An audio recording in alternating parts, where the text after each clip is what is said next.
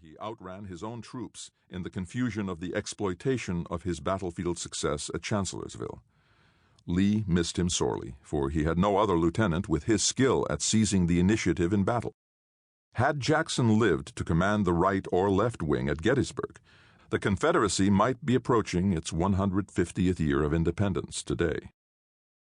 And while his penchant for extreme personal hardship, pushing himself to exhaustion, sleeping outdoors in the roughest weather, at times even refusing proper clothing and protection, set an admirable example and perhaps was the reason in part for the incredible bond he enjoyed with his troops, it also cost thousands of lives. He was simply out on his feet for much of the 7 days battle, where he actually was responsible for the bulk of Lee's army and the main effort to crush McClellan on the peninsula. Asleep, mumbling incoherently, lost, unresponsive to colleagues, his intellect and battlefield judgment failed, and the South suffered thousands of casualties while Jackson floundered. While Lee took much of the blame, and Jackson's reputation shielded him somewhat, a fresh, alert, engaged Jackson might have delivered a devastating defeat of McClellan, instead of simply pushing McClellan back toward his base.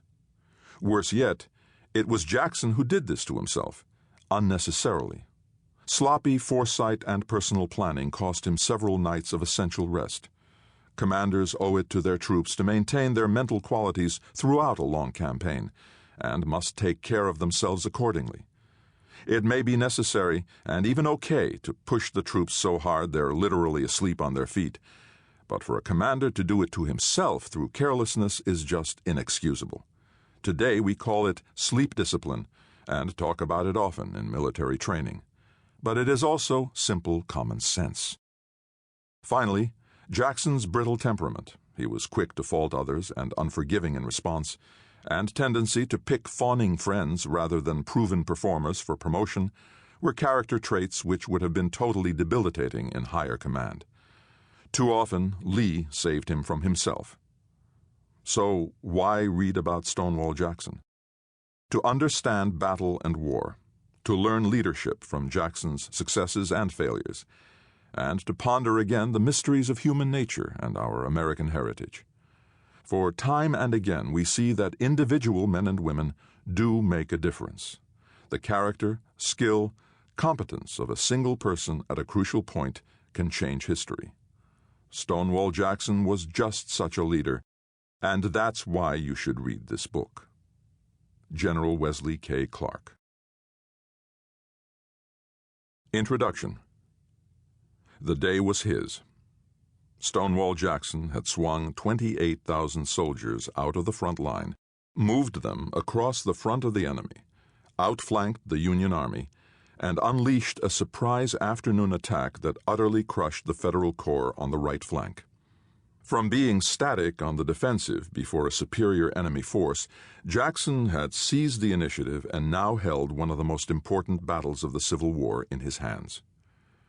As April changed to May in 1863, Union General Fighting Joe Hooker crossed the Rappahannock River with the Army of the Potomac, went around the rebels entrenched at Fredericksburg, and began concentrating the bulk of his 135,000 men near a cluster of buildings known as Chancellorsville.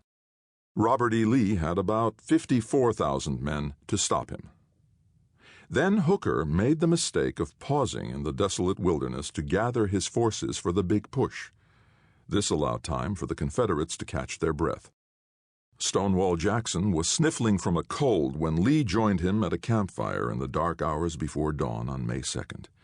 The South's two most aggressive leaders decided to take one of the biggest gambles of the war, splitting the main defensive force and letting Jackson take the rest on the dangerous sweep to find the enemy's flank. Stonewall Jackson seldom smiled, but he had to be pleased. He was the best fighting general in the rebel army and had spent the past 2 years bedeviling the Union with unorthodox tactics that led to victory after victory. A supremely modest man, the lieutenant general's name was known around the world. Federal generals always worried that he would show up where he was least expected, to do the impossible. It was his specialty, and he was about to do it again. Shrouded in early morning